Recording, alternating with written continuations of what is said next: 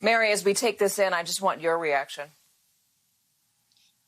First of all, he was pulled over because of having expired tabs. That is a misdemeanor offense in Minnesota. And as one of the reporters pointed out during the press conference, there has been a big delay in people getting their tabs. Many people have expired tabs because of the pandemic. The second thing the police chief said was that there might have been a hanging object on the rearview mirror, which we had heard last night might have been an air freshener. And then the third thing is that they discovered that he had a warrant. That warrant was on a gross misdemeanor gun possession case, so not a felony. The other thing about it was it was actually summoned to come into court, not a warrant. And we don't even know if he was aware that he needed to come to court. He missed the appearance, and so there was a warrant. So why was she even using her taser on him at close range for any of these offenses? And that's one of the reasons people are so angry. The other reason is last night, the police used chemical irritants and rubber bullets on people who were trying to get information about what happened. And part of the problem was a lack of transparency. They didn't release any information, and all the information that was coming out was coming from the family and the mother and that kind of thing. This press conference was a disaster because the police chief was defensive. And I could hear the voices of many activists that I know from Minneapolis, actually, who were there. This will certainly not be the end of the protests on this case or George Floyd as well. Well, let me ask you a little bit more about that, because that again, was an extraordinary news conference. I've never seen anything like that.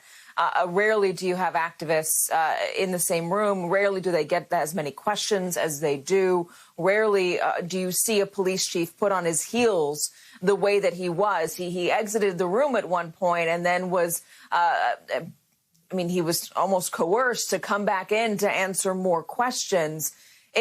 Mary, it felt like, again, nothing like I'd ever seen before. Yeah, I was seeing tweets from local journalists that they were all locked out. So most of the local press did not even get into the room. And that's, I don't know how this ended up that way, but that's how you ended up with a lot of activists, but no press. You know, one of the things, and you've seen this with Chief Madera Arredondo in Minneapolis, he does not get defensive. And the activists that you heard there are used to talking to Chief Arredondo and insisting on answers, and he does not get defensive. That was clearly not the case here. He left at one point. The mayor asked him to come back to address some questions. And I think when you're the police chief in that situation, you just have to understand that people are angry and that you cannot be defensive and that you have to answer your questions if you can. He also lectured them about and kept referring to riots. And at one point you heard an activist saying it wasn't a riot. And he said it was a riot. And he was lecturing them about how peaceful protests were okay, but anything beyond that was not.